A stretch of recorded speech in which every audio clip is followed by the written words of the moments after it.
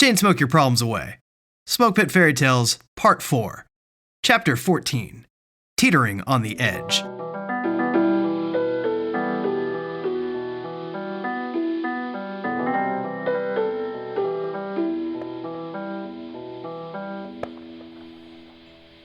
The next Friday, 1st Platoon marched down to the known distance range adjacent to Camp Castle's combat town. The buildings were made out of old storage containers welded together to act as urban environments for combat training.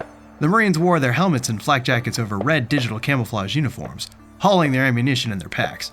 Their jackets had full-length sleeves and the bottom of the blouse extended to their thighs. They were lined with a thin layer of armament synthetic fibers. The practice of using Kevlar plates was deemed useless and dropped after it became standard to use ammunition from uranium mined from the asteroid fields. Thick, cumbersome plates became futile and only slowed warriors down in combat.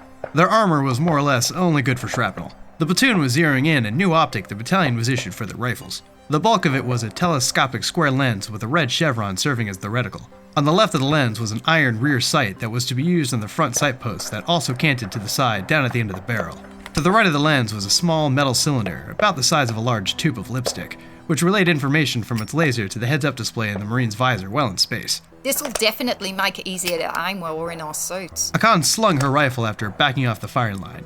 She walked up to Thatch and Duke and moved down the firing line with them, looking over the Marines to see how they were shooting. Duke said to his squad leaders, "It's not hard to get the hang of. Just gotta get used to it." I think I like the red dot better. Will these do a better job? Akan defended the new optics. Maybe, but marksmanship isn't about the sights. It's about how you handle the weapon. Duke told them both, but they knew that. Capulet was kneeling behind the rest of his fire team, watching them shoot. Thatch came up behind him. How are your Marines doing? Capulet kept his eyes on the targets downrange. Schneider and Hans are all right, but Thatcher needs a little more practice. Yeah, but Thatcher's your machine gunner. He is, Sergeant. However, they didn't issue us the right optic for that, and we're using the carbine one on the machine gun. I know. Hoorah, Marine Corps. Capulet smacked his lips with his tongue out of mild frustration. Yep. Thatch patted Capulet's shoulder. All right, make sure your team's ready when we get off the line. We're hitting the combat town after this. Aye, Sergeant. 1st Platoon marched back to Mainside in a loose formation after they'd completed their training at the combat town.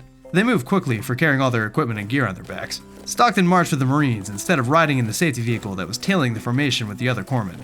Her load was heavier than everyone else's. Not only did she have to haul her combat gear, but she also lugged a medical bag that was about the same weight as her main pack. Her skin was hot, wet, and slick under her uniform. She rubbed the sweat from her eyes and grumbled. Sometimes I wonder if stripping would be easier. Akan looked down at Stockton from over her shoulder. You'd get paid more, There'd be less hours too. but then you'd have to deal with people groping you all night. Akan looked back up to the road. Stockton pulled down on her pack straps and pushed it up higher on her back. I already get around. Stripping might not be as much fun, but I'd get paid for it. Akan shook her head. She knew Stockton well enough to expect that kind of answer. Whatever floats your boat, dude. How do you think I'd fare if I broke my hips on this hike and was put in a wheelchair and then decided to strip? Akan imagined Stockton strapped into a wheelchair, twirling around a pole in a dimly lit club. The image in her mind was hilarious, but she tried to hide the smirk on her face. That's not a good idea. You'd probably be spinning on the pole by your arms, and the chair would fly off and cripple a customer. That would be awesome. Akan and Stockton heard one of the Marines behind them start to dry heave. Akan turned around to see Lance Corporal Lighthouse pull out of the formation to the side, keel over, and start coughing. Akan and Stockton stepped out and walked back to him. You alright? Lighthouse shook his head without closing his mouth. No, Sergeant. What's wrong? Stockton asked. She looked down at him. He didn't show any signs of heat injury. Lighthouse coughed a few more times and dry heaved again. Akan thought he sounded like a dying mule. You better not puke, Lighthouse. That's nutrients your body needs to survive. And the acid there is bad for your esophagus. You're gonna tear yourself up doing that. Lighthouse yacked up a thick glob of mucus, coughed a few more times, and wiped the slobber off his face. I'm good. I just had to get that up. You sure? Yeah, Doc. Alright. Fall back in. Akan followed him to the formation and walked behind him for the remainder of the march to make sure he was alright. The platoon was released for the weekend when they got back to the barracks. Thatch dropped his gear, took a shower, threw on his jacket and scarf, and went outside to smoke. He lit up and thought about what kind of beer he wanted to drink that night. He checked his pocket to make sure he had his keys, and then decided he'd figure out the alcohol situation when he made it over to the PX. His phone buzzed. He looked to see that he'd gotten a text from Samum. He hadn't heard from her since the fire the weekend before. The text just read, Hey. Thatch held his cigarette with his lips and texted her back. What's up? Not much. What you up to? Well, it's Friday, so I'm just getting off for the weekend. You? Same. Doing anything fun today? Does getting out of the field count? Yes, but I realized I hadn't talked to you in a while, so I wanted to say hello. I talked to Misha about you. Who's that? That searched his mind. He didn't know anyone named Misha. That name sounded Russian, and he didn't like it. She's the one you reconciled with? Okay. Thatch was even more confused than before. I'm going home for the weekend. Do you want to come over for a bit before I leave? Yeah, I'll be over in a minute. Thatch put the phone in his pocket and finished his cigarette before he walked over to Samum's room across the courtyard.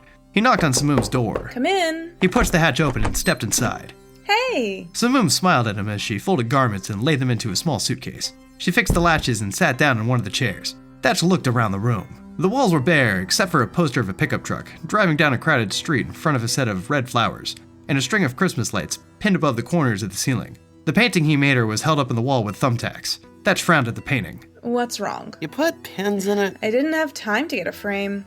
He guessed that it didn't matter that much. He tried to shrug it off. He thought that maybe she didn't know any better. He sat down in the chair adjacent to hers. Where's home again? Victoryville. I don't know if I've been there. It's a shithole. Samum looked at Thatch's face for a minute before asking.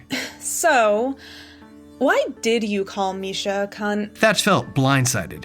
He had no idea who Misha was or why Samum would accuse him of calling her names. Who even is that? You know, Mac Two-Step's ex-wife? The short, skinny, blonde chick? Yeah, her. She didn't seem mad about the ordeal, but curious. I don't remember calling her that. Thatch reached back into his memory. He certainly didn't consider Misha a cunt. Hell, he never remembered actually talking to her before. Recalling when, where, or why he'd have called her a name was a mystery to him. But that's not out of character. I'm not saying that it didn't happen, but I don't remember it. Samum leaned back in her chair. She was wearing an ankle-length skirt with Mediterranean pattern printed in blue and white. They sat in silence for a minute before Thatch leaned down and grabbed one of her feet and put it on his lap. He started rubbing his thumbs on her soles. She smiled and leaned further back into the chair. After a few minutes, she raised an eyebrow and looked at him with one eye. I think you like me. I might. He kept rubbing her for a few minutes. So what brought up this Misha thing? It's a long story. Samum said as if she wasn't about to tell it anyway. We were up in Vegas, and we went to this club, and we're dancing and partying. They had this show where these buff dudes stripped down and danced around with everyone. We're dancing with everyone and whatever. Then Misha starts drinking everything she can get her hands on and is plastered in no time. Then we go sit down for a minute to cool Misha off. One of the dudes comes over and sits in my lap, and I'm like, dude, get off. He does, and then he goes over to Misha. She sticks her hands down the guy's underwear and starts beating him off. So I get up and I grab her and I start pulling her away. She starts screaming at me. She tells me that I'm a bad friend because I can't just let her be her, and that if I'm going to be such a bitch, that I should fuck off. So I said, fuck it, and left her there. I get to the door. Then I remember she weighs about 80 pounds, and she's going to get in trouble or hurt if I leave her. So, I go back for her. She's blowing the dude in the middle of the dance floor. I grab her by her hair and yank her back to get her out of there. Then she starts screaming that she can't find her phone. I tell her she left it in her jacket and that we'll get it on the way out. We get her stuff and leave and go back to the hotel. I get her undressed and lay her in the shower so she doesn't puke all over the place, and then she starts fucking crying and sobbing about how no one loves her and everyone says mean things to her. I ask, like who? A lot of names were thrown around, but you were the only one I recognized. Thatch kept rubbing Samum's feet. As he was listening to the story, he thought that both of them sounded like skanks to him. But maybe it was just because of how the story was told. He thought about Mac Two-Step. The last time they had talked wasn't that long ago. They were still going through the divorce, and Mac Two-Step was talking about how his wife wouldn't let him see their child. Thatch still didn't remember calling Misha a cunt, but if he did, he would have doubled down on it after hearing Samum's story. Who did she keep her kid with? Samum shrugged. I I think some kind of daycare, toddler hotel, or something. Yep, cunt should have left the kid with his dad while you're out drunkenly sucking dicks at clubs, but hey, it's none of my business. He didn't understand why Samum didn't have the same viewpoint as him, but no one ever did. Before Thatch could put words together to say anything, Samum started talking again. And she should be happy to have a friend like me. I took really good care of her, and I'm proud of myself for having the patience to deal with her. You didn't have patience. You left and you felt bad and then you came back. Well, all right then. Thatch nodded like he approved of her role in the story. I have a lot of patience, and I've needed it. My last boyfriend was such a pain in the ass. We were always breaking up and getting back together. And my family kept telling me he was doing Stardust. I didn't want to believe them, but then we were at a party one day, and he left me alone in a house full of bikers and shit and disappeared. I kept looking around for him and finally found him in the back snorting the shit off a table. I throw his ass in the car and drive him back up to the barracks, throw him in his bed, and yell at him until he passed out. Thatch didn't really know what to say about the situation. She was telling him a lot more than he thought he needed to hear, for reasons he didn't understand. Instead of getting up and leaving right then because he could already tell that Samum was crazy, he asked, "So, then what happened?" I fucked his roommate while he was passed out. Samum declared, with pride. Thatch started to doubt why he had any interest in this woman. He kept his mouth shut and continued to rub her feet. He figured nothing good would come out of her, but decided to stick around a bit anyway. He liked her, but she'd already admitted to being more unscrupulous than Thatch would have wanted to have a relationship with. That guy was so fucked up. I was going to use a family connection to get him a job with the mercenaries once he got out, but then I caught him cheating on me with this hag of a woman, and I couldn't take it anymore. Thatch fought hard not to cock his head to the side and point out that she openly admitted to fucking around on him first, but held his tongue. He tried to find something else to switch the subject to. He searched the room through his peripheral vision. He noticed her necklace.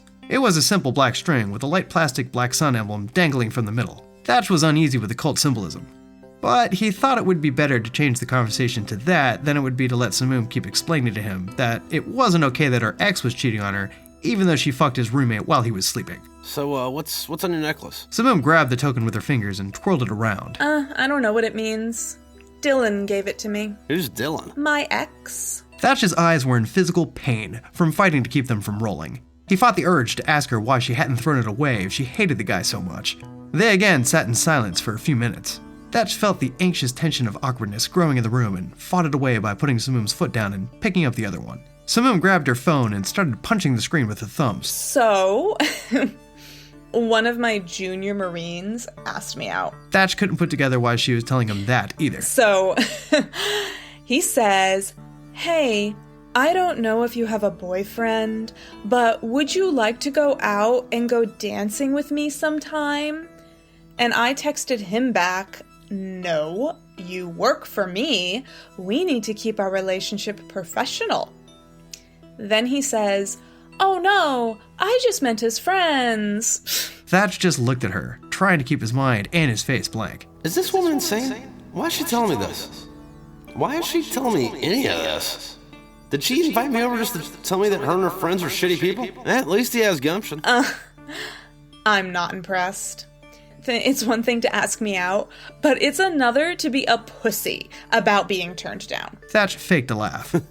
That would be the funniest negative counseling ever. Maybe. Samum rolled her head back and rubbed her neck. So, what do you do while you're deployed? That's out of nowhere. Depends. There's a lot of sitting around on ship, not doing anything besides eating, shitting, and going to the gym, and trying to be quiet while you're beating off in your rack. Then there's, rescue missions, search and destroy missions, and if you're lucky or unlucky, I guess it depends on how you look at it. There's ship-to-ship combat. I wonder what that's like. I don't even know if I've ever met someone who's done that. It's fucking terrifying. Samum's eyes widened. You've done that? Thatch nodded his head slowly, keeping his eye on her feet.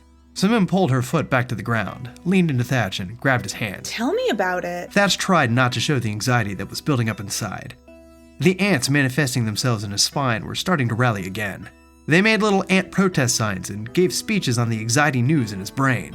Thatch tried to push them back into their hiding hole, but the cops he sent to disperse the crowds beat the protesters within an inch of their lives, and some of the other ants caught that on camera and shared it on their website. The anxiety ant world went to shit. An image of the Marines in front of him leaving the docking point on a Russian destroyer flashed in his mind. I really don't feel comfortable talking about all that. Samum's grip didn't loosen, nor did her smile fade. You know, I'm never going to leave you alone now. Why is that? I'm engrossed in you and your life, and I want to be closer to you. Thatch realized that he'd been continually stumped during that conversation. It registered to him that Samum was crazy, quite possibly bipolar, and more than likely a harlot. But he turned off the warning signals in his mind and decided to take a swing at it anyway.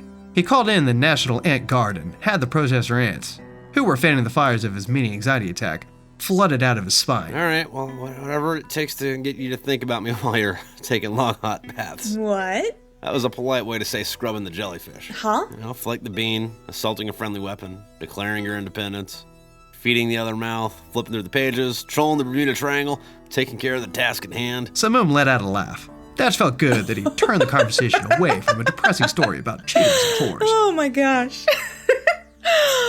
But sometimes being around you makes me feel stupid and shallow. What do you mean? You've been doing and you're going through real shit that's much more important than the petty bullshit I deal with. You kind of make me hate my life. Why? Because here the fuck I am, a useless pogue boot bitch that's never going to be useful. I mean, you're going out saving the solar system from the Russians, and I'm just a stenographer on Camp Casal. Thatch didn't know what should come out of his mouth. He didn't want to lie to her and tell her that working at base legal was important. Hell, he thought that legal services should be the Navy's job. As with all non-combat jobs, he recognized that having an MOS like hers would never amount to being able to truly being proud of being a Marine, because she could easily be replaced with a civilian and it didn't matter how good she was at her trade, which was a pointless one to have in the Corps. He wanted to say, if you didn't want to be useless, then maybe you should have been infantry, artillery, or an engineer. But he didn't want to piss her off or make her sad. Hey, now everybody's got a part to play. Thatch lied through his teeth. And you're a corporal, right? That's not easy to earn. He lied again. He couldn't think of anything she could have done to earn rank. Filing paper? Putting that report together well? Thatch thought about Marines who had died killing the enemy and didn't even get promoted posthumously, only to have non-combat Marines get promoted just for showing up to work on time. I haven't seen you in a work environment, but I'm sure if you're this passionate about work as you are in general, then you're more than an asset. Thatch almost laughed at himself. He hadn't said something that ridiculous in a long time. He tried to stay focused on cheering her up about what she did for a living. Samum smiled at Thatch. You're sweet. She got out of her chair and wrapped her arms around Thatch. But I have to get on the road if I want to get home tonight. Hey peeps, what up? Thanks for listening to another chapter so of Chain Smoking Problems Away.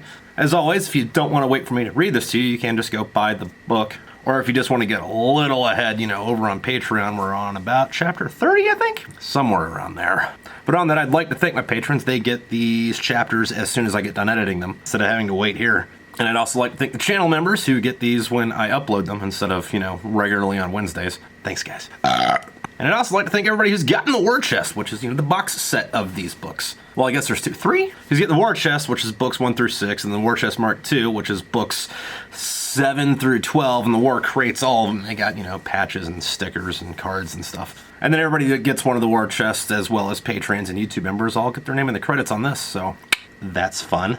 And then I'd also like to thank you, random YouTube person, for sitting in and letting me entertain you a little bit each week. Unless you found this later and you're just binge watching the whole thing. What's that like? That's gotta be fun. Well, thanks for hanging out either way. But on that, I am on the closing in. I'm closing in on the end of the audiobook production of this book.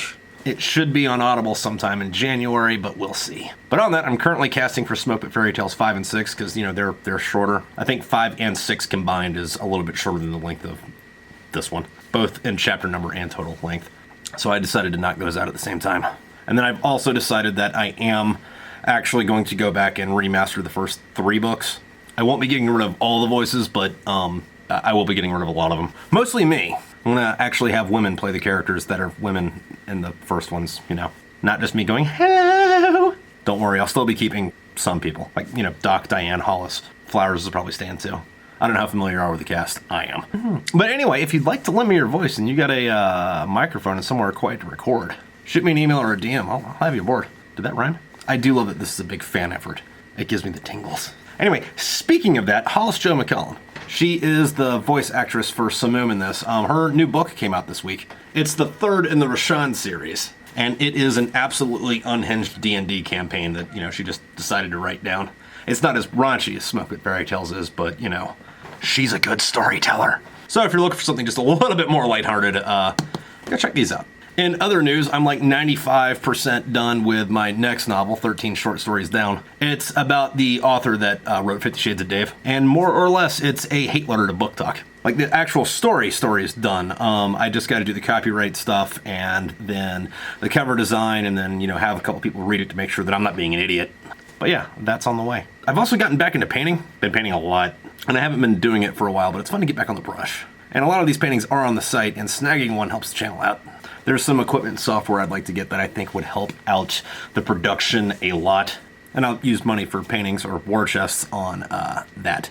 So, thanks for helping out with that. Grab something for your wall. And if you're in the US, shipping's included in the price. The website doesn't let you do stuff overseas, so if you're somewhere else, not in the United States of America, and I got something you want, shoot me a DM or email or something, and we'll figure it out. Though shipping's fucking ridiculous right now, and we're going into the holiday season, so if you're anywhere else, I'm probably just like the flat number for that is whatever anything costs on the site. Like, expect maybe about $100 more than that, and I mean shit's like ridiculous. Like I'm in Pennsylvania, right? So I'm in the northern part of the United States, and to ship to Hawaii, that's out in the Pacific Ocean, that's cheaper to send stuff there than it is to send like just right across the border to Canada for some fucking reason. Gotta love it. But anyway, in the credits of these, I've been leaving like a little quiz, just putting a question there to see if you guys read it. And you know what? I haven't read comments in a while, so let's go ahead and do that. Let's see, what do we got here? Oh, where you at? Bitch, don't do that. This chapter reminds me of many shenanigans I had in 29 Palms, the rest of the Morongo Valley, San Clemente, and Jacksonville. Bar fights, desert nights, and too much smoking, and far more vomiting than I'm cool with admitting. Yeah, I hate to break it to you, buddy, but this book was based off of my experiences. And wait, no. This book is complete fiction. All characters are made up. There is no coincidence at all between these characters and real-life people. If you think there's a coincidence between them, you're wrong, because these are fictional characters. I made them up.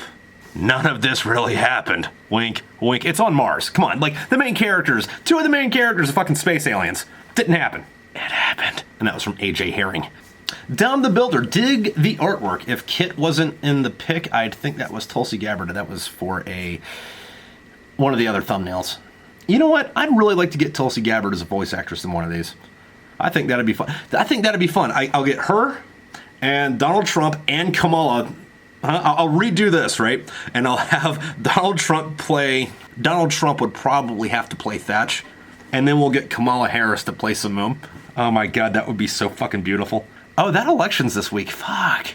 Most of you aren't seeing this until Wednesday. How'd it go? Yeah, no, but we could get Tulsi Gabbard to play fucking Stockton. It'd be fun. Bradley, or lack thereof, how did I not know about the new book? What's it about? The new book, 13 Short Stories Down? It's a hate letter to Book Talk. And it's fun. It's kind of like in two parts, right? It goes back and forth. Like, one is about, this guy. He's a used car salesman in central Pennsylvania, and he's desperately trying to be, like, number 22 of the day, if you know what I mean. And he's going about his life, and that's every other chapter. And then every other chapter is one of the short stories that he's writing. And it's fun. It's also really mean. Like, I'm going to piss off a lot of people with this one. It's going to be fun. Proof the author was actually a veteran when they write someone in the head shed comfortably using our Navy Marine Corps team. Yeah, there's a lot in these books that if you weren't in the military, like, hey, here's just dialogue, that's it. And you know what? The dialogue can be good enough. It's whatever it is.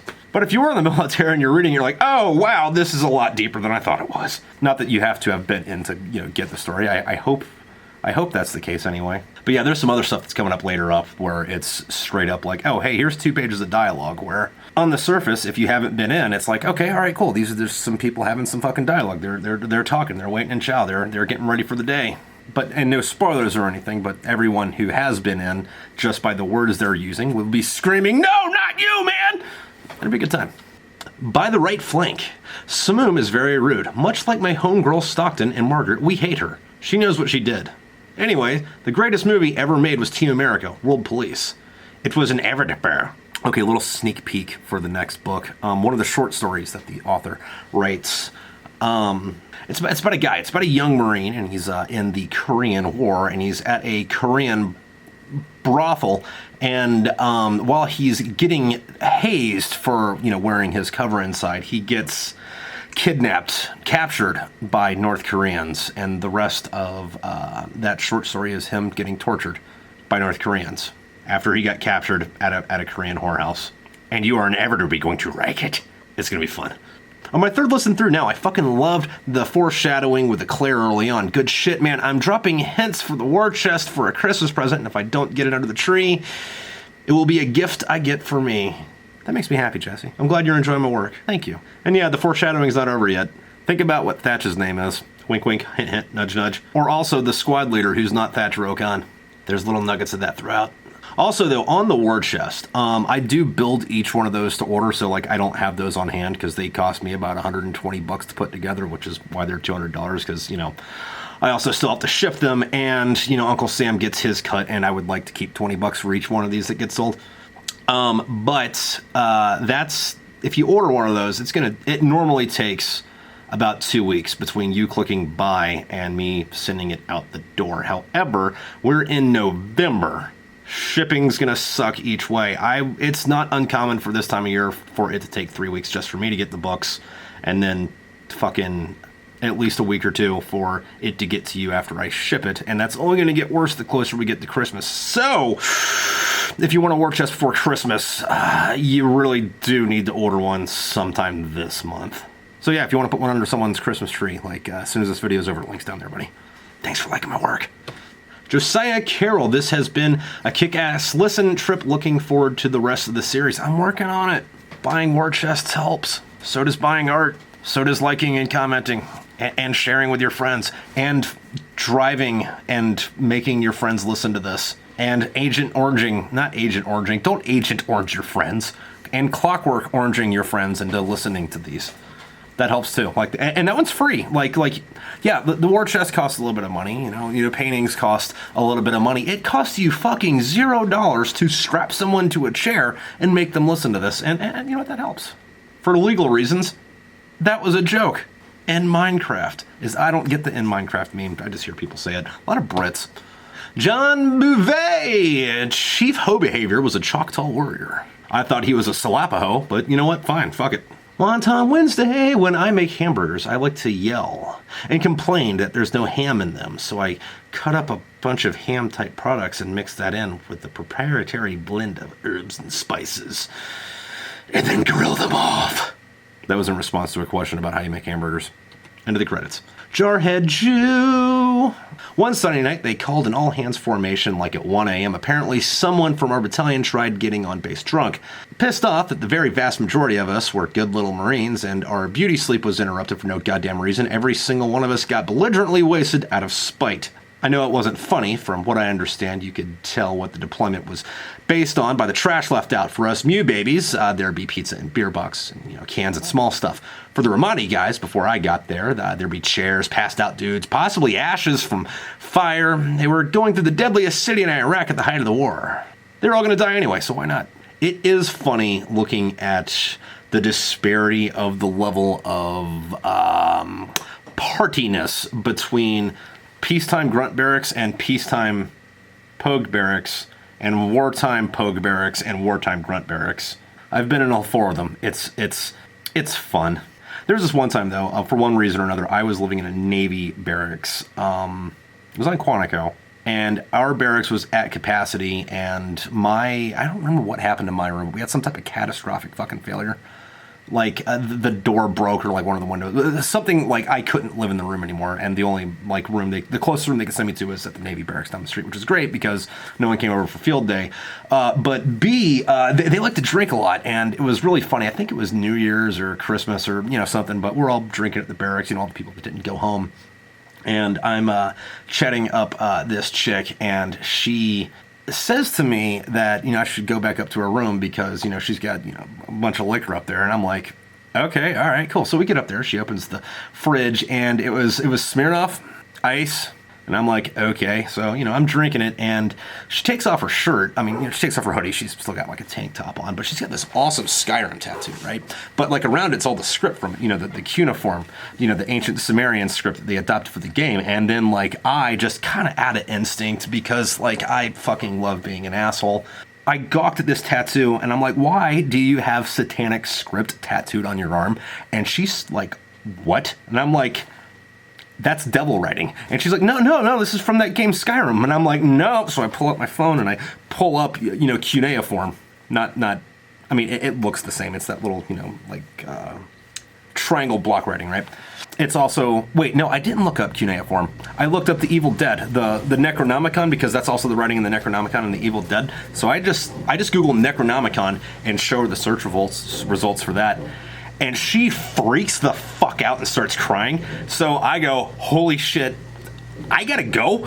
And, make my way out, just leaving her crying in the room. And I might have been an asshole for that, but, like, it was fucking funny.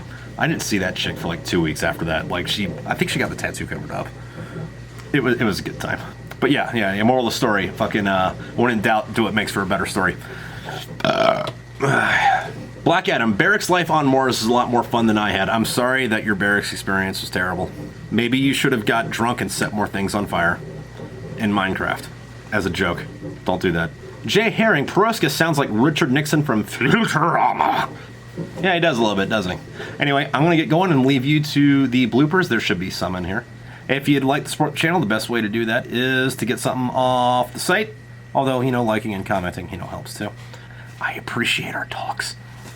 And I will see you next. I'm in the basement. Every goddamn thing's going off right now. Great. Okay, I will see you guys next week. Here are your bloopers, and Nixon's back. This is me talking to me. Now back to me. Peace, and popcorn. Popcorn and pussy. Popcorn pussy. I don't know what that entails. Sounds scary. She's blowing the dude in the middle of the dance floor. All right, moving on.